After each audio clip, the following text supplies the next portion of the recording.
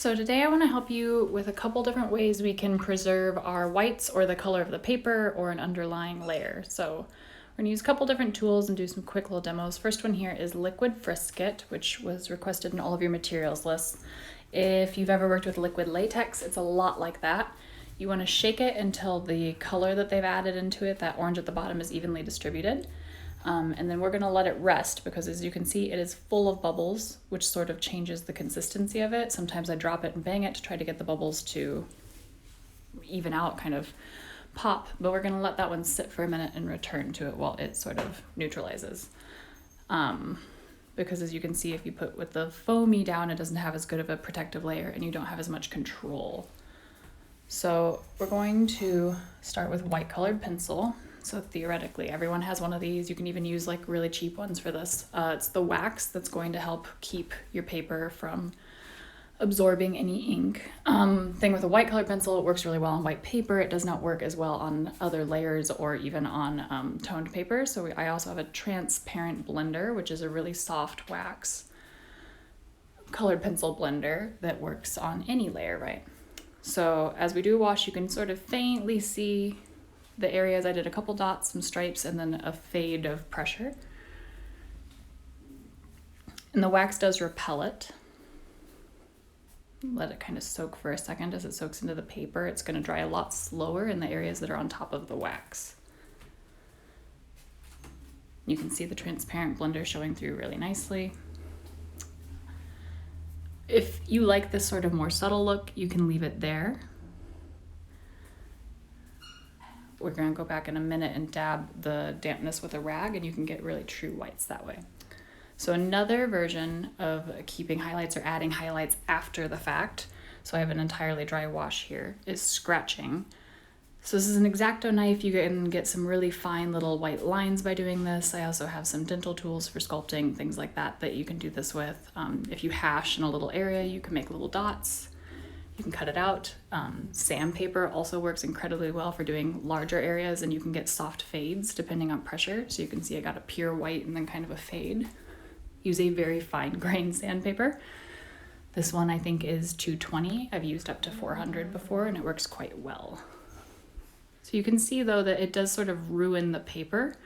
So if I were to go back over this with a wash, anywhere that I scratched out is actually going to be more prone to soaking up color later. So here I'm using a rag to pick up any pigment that hasn't dried that's on top of those waxy areas. And to do this, I can get some really beautiful true white details. And if I use that transparent blender, like if I'd put down a yellow and then done a wash, it would still be yellow underneath it. But by using these waxy things, you have to know that everything you paint after this, there's no layer after this that will go over that wax. So it sort of locks in. So use it only when it's in a good plan that this is the permanent, this is the finished. So down here, I've got some masking tape. If you want to cut more details like that star, you can actually put it onto something kind of like your desk and cut it out with an X-Acto knife, make a very perfect shape, and then stick it down onto your paper. Make sure you push down all the edges. Then you just go ahead and wash over it. So when applying Liquid Brisket, we've hopped back up here. It's a little less fizzy now. You can do it with a fine point. You don't want it to drip too much, but you can use a fine point, a toothpick, the edge of a pencil to create really little dots, really little lines with it. If you make a dot, you can use a pencil or a toothpick to pull out from it to make these little tiny, fine, delicate points.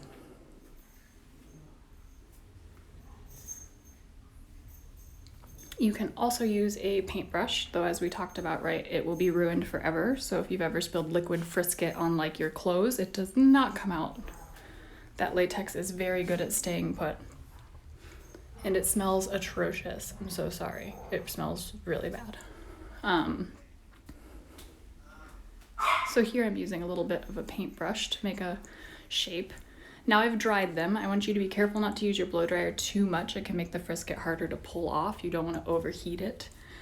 So just time, but you can tell when it's dry, when you can push on it, it doesn't move, it's not tacky, and it actually changes color. It goes to this kind of darker tone. So as we go to wash over it, you'll see that unlike the wax, it actually sort of repels the water to around it, which sometimes if it's very thick, you can end up with like thicker areas, darker saturation next to the edges of your frisket. So we're gonna let this dry. Once again, I've got my blow dryer going on it, but it's on a very low and pretty cool setting so that it doesn't boil my frisket and make it hard to get up. You can see I've peeled up some of the masking tape here, and we've got these really stark outlines. Sometimes that's what you want, sometimes it's not. So we're going to go ahead and do a little bit of like softening of that and show you how you can then, instead of just leaving it white, that this could be used to save an area you want to be a little lighter color, or even just softening around the sides. So you can see that by painting over it, even adding some of the same green into the like the corners and the edges, it makes it feel like it's sitting on the page instead of such an obvious cutout. So now we're gonna hop up and look at taking off that liquid frisket. So you wanna wait till this entirely is dry. I would give it as much time as you possibly can. If there's any dampness, the frisket will kind of roll around and mar your white areas. You can pick it up with your finger. I often use an eraser as a great way to pull it up, but just really make sure that it is dry. And once again, sort of softening several of those edges. Frisket and a lot of these resists leave such an obvious area that it's really nice to sort of go back and soften edges or take out areas so that they have a little bit more of a painterly effect.